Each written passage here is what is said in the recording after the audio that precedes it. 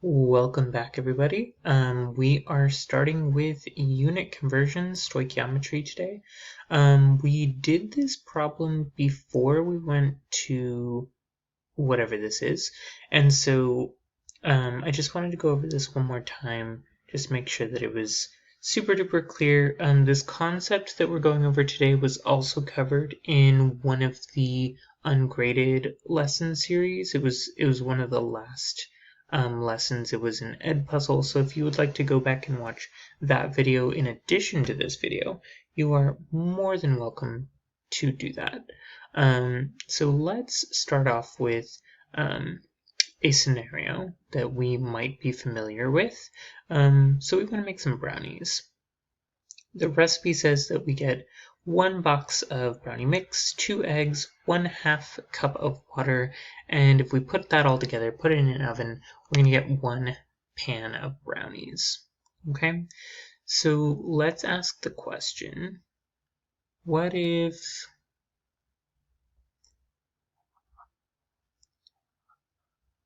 we want to make 3 pans of brownies? How many eggs do we need?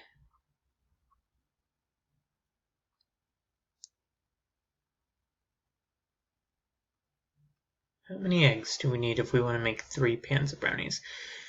So the way that we do this is we treat it just like the units we were doing before. So let's select some colors. I like this one. So 2 eggs, right? Eggs. And 3 pans of brownies. So let's go, I like this one. Pans of brownies, pans of brownies. Okay, we're going to try to keep the colors consistent, but I can't promise anything. So let's see here. What we have is, we know this value, right? We know that we want to make 3 pans of brownies, right? So the first thing we do is we write down the thing that we know, right? 3 pans of brownies, right? Times, and we want to multiply this by our conversion factor. So remember the conversion factor from the last lesson from last week, previous ungraded lessons. So the conversion factor here, the way that we get the conversion factor is from this sentence right here, right? So for every 2 eggs, right, for every 2 eggs, we get 1 pan of brownies. Okay, so I'm going to try to copy those colors, but I hope these are the right colors. So for every, right, 2 eggs, I should mention the unit, or the thing that we have over here, is going to go on the bottom, right? So I'm going to put eggs on the top. So for every 2 eggs that we have, right, that's going to make us 1 pan of brownies. 1 pan of brownies. Why do we do it like this? We've said this before, but I'll repeat it again. We want to cross out the units here, right? Because we know that we want to make 3 pans of brownies. What we want to know is how many eggs we're going to need to make those brownies, right? So we're crossing out pans, right? We don't want pans, we want eggs. And so that's going to give us 3 times 2, we can ignore the 1, right? Because you divide by 1, that's the same as not doing anything. So 3 times 2, that's going to give us 6 eggs. Now you probably could have done that math in your head, and that's super duper awesome. But we are doing this because we're going to have to do more complex problems in the future, and nailing this setup is going to be really, really key. And again, where did I get this conversion factor? I got it from this sentence, right? So the eggs are here, 2 eggs, that's why I wrote 2 eggs, and 1 pan over here. Alright, so here we're working on this chemical reaction, and we want to know, right, we want to know how many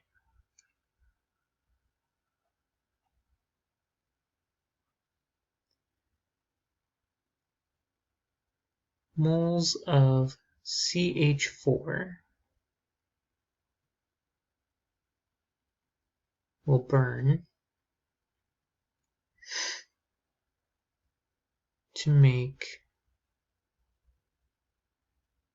10 moles of H2O gas, H2O vapor, right? So this is a combustion reaction, so that's why I said burn here. So CH4 burns with this oxygen here to form CO2 and water. And so again, what we're going to do here is we're going to identify, so what do we know? We know that we want to end up with 10 moles of H2O. The other color that I was using, all the way down here, there we go. CH4, right, moles of CH4 is the thing that we actually want to figure out. So let's write this down here. So we have 10 moles of water.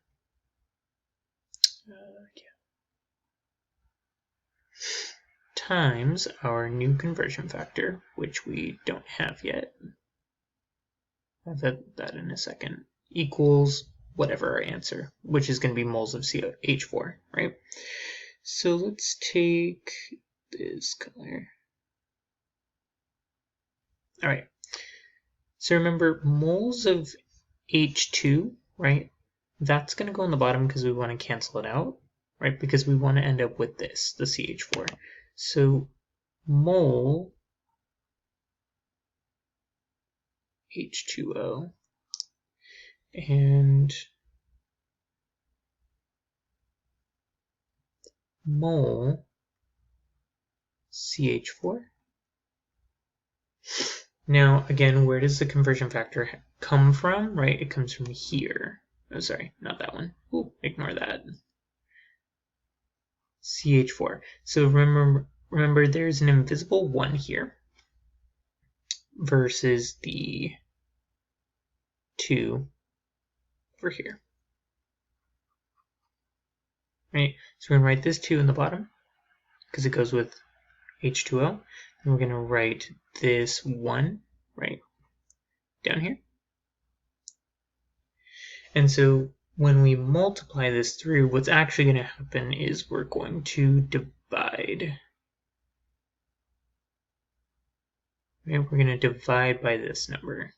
Okay, so 10 moles of H2O times 2 moles, or times 1 mole divided by 2 moles, right? So really we're taking 10 divided by 2, that's going to be 5